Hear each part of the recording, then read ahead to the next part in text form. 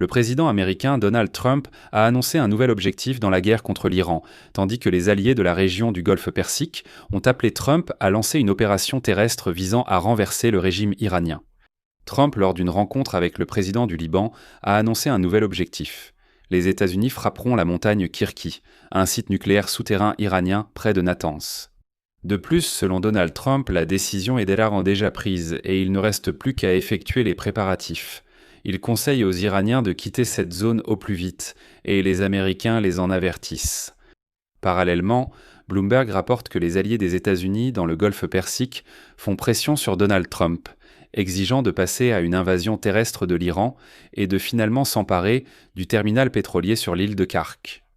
Lors des auditions au Sénat le 21 juillet, le ministre de la Défense des États-Unis, Pete Hegseth, a annoncé le coût de cette guerre.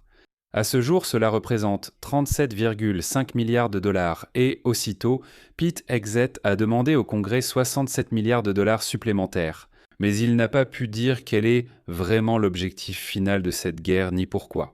Le président Donald Trump a menti publiquement plus de 30 fois aux Américains en leur affirmant que les États-Unis avaient déjà gagné cette guerre.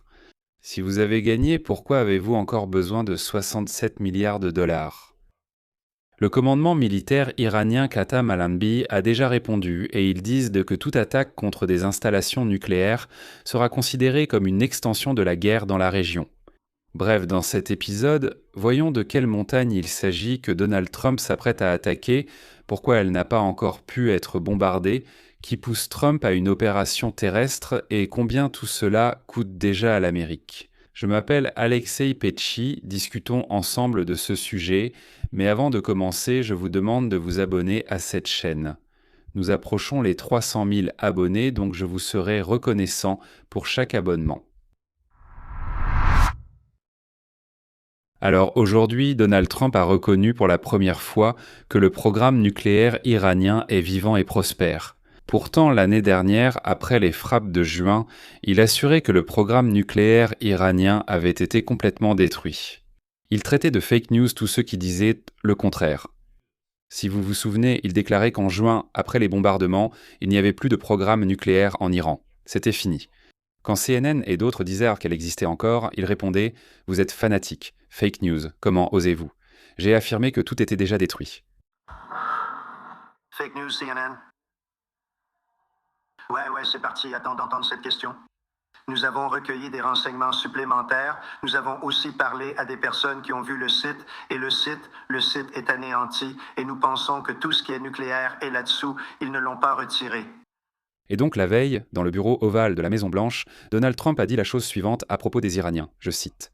« Ils essaient de restaurer le site nucléaire, nous frapperons ce site, n'importe quel site où ils envisagent la moindre activité nucléaire, nous frapperons très fort. » Après cela, lors de l'émission The Hack Heavy Show, il s'est exprimé encore plus clairement, je cite. « Kirka, une cible possible pour une bonne grosse frappe juste devant la porte d'entrée, nous détruirons la montagne Kirka. Kirki, dites aux Iraniens de s'y préparer. » En même temps, Trump lui-même a reconnu qu'il n'avait aucune preuve. Selon lui, les États-Unis estiment que l'Iran a peut-être stocké des centrifugeuses pour l'enrichissement de l'uranium sur ce site. Mais il a ajouté, je cite, « Nous n'avons pas cela dans nos dossiers. » Et il a précisé que même si des centrifugeuses s'y trouvent, je cite, « Cela ne signifie rien tant qu'ils ne possèdent pas de matière nucléaire. » En somme, c'est une expérience. Les experts interprètent ces déclarations sans ambiguïté. Trump n'est pas intéressé par un cessez-le-feu et se dirige vers une escalade des frappes contre l'Iran, même sans avoir de données claires sur la présence ou non d'uranium là-bas. Qu'est-ce que la montagne Kirki dont parle actuellement Donald Trump ? Le nom officiel en Iran est Koué Kalangazlan, tandis que dans la presse occidentale, on l'appelle Pickaxe Mountain. La montagne se trouve au sud de l'usine d'enrichissement d'uranium de Natanz, à 3 km de celle-ci. Les paramètres selon l'Institut américain pour la science et la sécurité internationale sont les suivants. La montagne a une altitude de 1608 mètres au-dessus du niveau de la mer. Le site lui-même se trouve à environ 100 mètres sous la montagne. À l'intérieur, il y a un complexe de tunnels et de structures creusées directement dans la roche. Les travaux dans cette montagne ont commencé en 2020 En 2021, l'Iran a annoncé qu'il s'agissait d'un site d'assemblage de centrifugeuses en remplacement d'une usine similaire à Natanz qui avait été détruite. Une capacité de 6000 centrifugeuses par an était prévue. Après les frappes américaines contre 3 sites nucléaires iraniens en juin 2025 à Natanz, Fordo et Ispahan, la construction sur le mont Kirki s'est accélérée. C'est ce qu'a établi le Centre d'études stratégiques et internationales en analysant des images satellites. Selon ces données, l'Iran a érigé des murs de sécurité autour de l'ensemble du site et a construit des tunnels vers l'ouest, l'est et le sud. L'Institut pour la science et la sécurité internationale, à partir d'images de la mi-février, décrit comment les Iraniens se préparaient à de nouvelles frappes aériennes. Voici la citation. À l'une des entrées orientales du tunnel, on peut voir que des pierres et de la terre ont été déplacées et nivelées au-dessus du portail du tunnel. Au cours du dernier mois, un encadrement en béton armé a été ajouté pour élargir l'entrée de ce tunnel. Cela permet d'ajouter une charge supplémentaire sous forme de pierre, de terre ou de béton. La conclusion de l'Institut est la suivante. Ces travaux renforcent les portails des tunnels et offrent une protection supplémentaire contre les frappes aériennes. Construction. Les travaux sur le site continuent aujourd'hui. Voici le point clé. Les États-Unis n'ont pas frappé la montagne Kirki, ni pendant la guerre de 12 jours de l'année dernière, ni pendant les 5 mois de la guerre à grande échelle actuelle. Le site est tellement profondément fortifié qu'il est difficile de le percer même avec les bombes anti-bunker les plus puissantes. Selon les données officielles, la profondeur y dépasse 100 mètres, et c'est principalement du granit. Selon le Wall Street Journal, ce n'est pas encore clair. Le transfert des centrifugeuses à Kirkuk était-il une tentative d'y construire une nouvelle usine d'enrichissement, ou bien les Iraniens cachaient-ils simplement l'équipement pour éviter sa destruction ? Dans l'ensemble, le programme nucléaire iranien reste entouré de mystères. En juin 2025, l'Iran disposait d'environ 441 kg d'uranium enrichi à 60%. Avec un enrichissement supplémentaire jusqu'au niveau militaire, cela suffirait pour plusieurs ogives nucléaires. Le directeur général de l'AIEA, Raphaël Grossi, a déclaré le 9 mars de cette année qu'environ 200 kg d'uranium hautement enrichi iranien, selon les estimations de l'agence, sont toujours stockés dans les tunnels profonds du complexe nucléaire sous Ispahan. Et maintenant, les experts affirment que si l'on regarde la tendance actuelle de la guerre, la tâche des États-Unis est la suivante. Avant la fin des principales opérations militaires, les États-Unis et Israël doivent faire 2 choses. Neutraliser le mont Kirki et saisir ou détruire les stocks d'uranium hautement enrichis, afin qu'ils ne tombent pas entre les mains des éléments survivants du régime, d'autres États hostiles ou de groupes terroristes par procuration. En somme, il faut attaquer le mont Kirki d'une manière ou d'une autre. Passons maintenant à la deuxième partie de ce sujet, en particulier une invasion terrestre américaine. Bloomberg, citant des sources proches des discussions, écrit qu'en ce moment même, une partie des alliés des États-Unis parmi les pays du Golfe Persique. Déçus par le conflit qui s'éternise, ils appellent Donald Trump à arrêter de tergiverser et à passer à des actions plus fermes, allant jusqu'à une invasion terrestre et la prise du terminal pétrolier clé sur l'île de Kark. La logique de ces responsables est très simple. Téhéran n'acceptera jamais de faire des concessions sur le détroit d'Ormuz sans pression militaire, et Trump ne gagnera jamais la guerre qu'il mène actuellement. Il faut soit une escalade, soit que Trump reconnaisse son échec, parte simplement et arrête de déstabiliser davantage la région. Les reproches des alliés sont également compréhensibles. Un conflit prolongé sans stratégie claire peut durer des mois.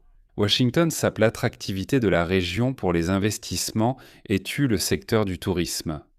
Eh bien, par exemple, les Émirats souffrent énormément du fait que cela fait presque 6 mois que Trump mène la guerre, dont l'issue reste totalement incertaine. Autrement dit, les monarchies demandent à Trump « Quelle est cette stratégie ? Où allons-nous ? Qu'essaies-tu d'obtenir ? Et surtout, comment comptes-tu y parvenir ?» De nombreux responsables locaux pensent que les États-Unis doivent adopter une stratégie d'escalade pour parvenir à la désescalade. Ils pensent que Washington doit en faire plus, car la dynamique actuelle ne poussera jamais l'Iran à faire des concessions. Ni sur le détroit d'Ormuz, ni sur le programme nucléaire. Il est déjà évident que frapper l'Iran chaque nuit avec des missiles ne mène à rien. Mais il n'y a pas d'unité parmi les alliés, et cela aussi est important. Bloomberg note que si, Avant l'accord temporaire entre les États-Unis et l'Iran à la mi-juin, les États arabes étaient les seuls à être unis dans leurs appels à la diplomatie. Au cours des 2 dernières semaines, ce consensus s'est complètement effondré. Le Qatar, qui agit comme principal médiateur aux côtés du Pakistan, insiste sur une désescalade immédiate et s'oppose à l'élargissement de l'opération militaire. Les Émirats arabes unis souhaitent que les pays européens s'impliquent davantage dans la sécurisation du passage des navires par le détroit d'Ormuz et lancent une mission de déminage. À ce moment-là, le nouveau Premier ministre britannique s'est finalement rallié. Il a officiellement autorisé les Américains à utiliser les bases militaires britanniques pour frapper l'Iran. Mais tout se résume à l'argent. L'audition au Sénat du 21 juillet est la partie la plus révélatrice de toute cette histoire.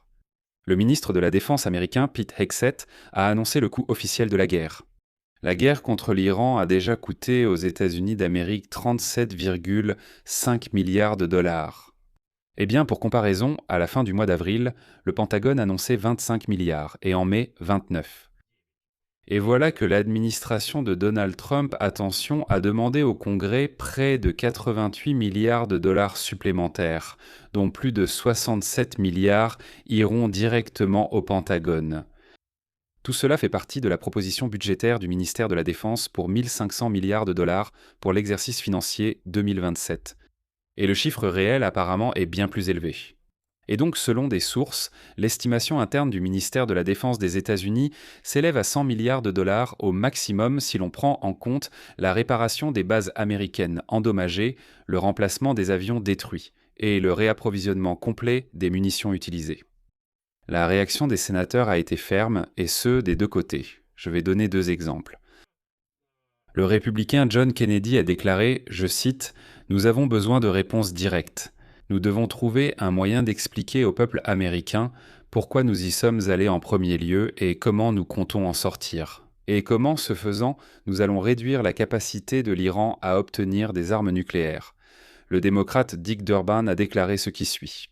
Ils ne peuvent même pas expliquer comment cet argent sera dépensé. Et surtout, Pomsata, Pete Hegseth n'a toujours pas répondu aux sénateurs.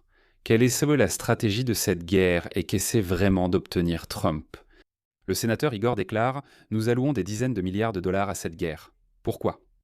Dans quel but? Pourquoi faire? Où allons-nous? Qu'essayons-nous d'accomplir? Quelle est la stratégie de cette guerre de Donald Trump? » Parce que je rappelle qu'en février, il disait « Dans 3 ou 4 semaines, tout sera fini. Dans 3 ou 4 semaines, tout sera fini. L'Iran capitulera, le régime tombera, il n'y aura plus de programme nucléaire. L'Iran n'aura plus de forces de missiles. Les forces proxy de l'Iran seront écrasées. » Il dit « Dans 3 ou 4 semaines, tout sera prêt. » Je rappelle que cette guerre dure depuis 5 mois, et aucun des objectifs annoncés par Donald Trump n'a été réalisé. Ensuite, une question gênante a été posée à Hegseth. Les sénateurs ont demandé pourquoi Donald Trump avait publiquement trompé les Américains en déclarant que les États-Unis avaient déjà gagné cette guerre. Si maintenant, ce même Trump demande encore 88 milliards de dollars pour cette guerre dans laquelle, je le rappelle, il a déjà gagné? Et là, les sénateurs disent « Écoutez, qu'est-ce qu'on va dire à nos électeurs? Notre président, excusez-moi, a menti plus de 30 fois droit dans les yeux des Américains en leur disant que nous avions déjà gagné. Ne vous inquiétez pas, nous avons déjà gagné. Les prix de l'essence vont bientôt se stabiliser. » Et voilà, ils dépassent encore 4 $ le gallon. Où est la stabilité? Où est la victoire? Pourquoi tromper les Américains? Donc une seconde, Donald Trump pense-t-il vraiment que les Américains sont un peuple aussi stupide? Voilà, c'est ce qu'il avait en tête quand il sortait et disait « Nous avons gagné ». Il croyait vraiment que tout le monde était aussi stupide, pensant « Ah oui, on a gagné ». Comment faut-il réagir à cela maintenant? Et voilà comment CNN résume les auditions au Sénat. L'échec du mémorandum, qui a momentanément suspendu les hostilités, a réduit les objectifs militaires de l'administration et les a rendus quasi illimités dans le temps. Autrefois, Donald Trump parlait de changement de régime en Iran. Désormais, il n'y a tout simplement plus d'objectif final clair. Eh bien, pendant ce temps, le commandement central des États-Unis a annoncé avoir terminé sa 11e nuit consécutive de frappe contre l'Iran. Le Koweït, Bahreïn et la Jordanie ont annoncé intercepter des attaques aériennes venues d'Iran. Les Houthis au Yémen ont averti les navires saoudiens de s'abstenir d'utiliser la mer Rouge. Trump promet que si, Dieu nous en préserve, les Houthis touchent le détroit de Bab el-Mandeb, Ils frapperont fort. L'Iran a de fait fermé la navigation dans le détroit d'Ormuz, mais Trump ne frappe toujours pas. Et ensuite, Donald Trump n'a tout simplement pas de réponse à cette question. En résumé, Donald Trump a annoncé que la nouvelle cible était le mont Kirky, un site situé à 100 mètres de profondeur sous la roche que personne n'a pu atteindre ni pendant la guerre de 12 jours l'année dernière, ni pendant les 5 mois de la guerre actuelle, et que les Iraniens ont renforcé tout ce temps avec du béton et de la terre. En même temps, Donald Trump admet lui-même qu'il n'a en fait aucune preuve que des centrifugeuses y sont stockées. Les alliés dans le golfe Persique le poussent à une invasion terrestre et à la prise du terminal sur l'île de Karg. Mais il n'y a pas de front uni. Le Qatar est contre. Les Émirats veulent déjà appeler les Européens à l'aide, parce qu'ils voient que les Américains ne s'en sortent pas. La guerre a déjà officiellement coûté 37,5 milliards de dollars, et selon les estimations internes, jusqu'à 100 milliards. 18 militaires américains sont morts, environ 500 ont été blessés, et les sénateurs des deux partis, lors des auditions au Sénat, n'ont pas réussi à obtenir de réponse, et sur la façon de sortir de tout cela. Je vais en rester là. Donnez votre avis et conclusions en commentaire sous la vidéo. Abonnez-vous, activez la cloche et mettez un like. Si vous souhaitez soutenir le travail de cette chaîne YouTube, je vous rappelle que vous pouvez le faire avec n'importe quel don, via les liens et les coordonnées dans la description de cette vidéo. C'est tout pour aujourd'hui. Prenez soin de vous. À bientôt à tous.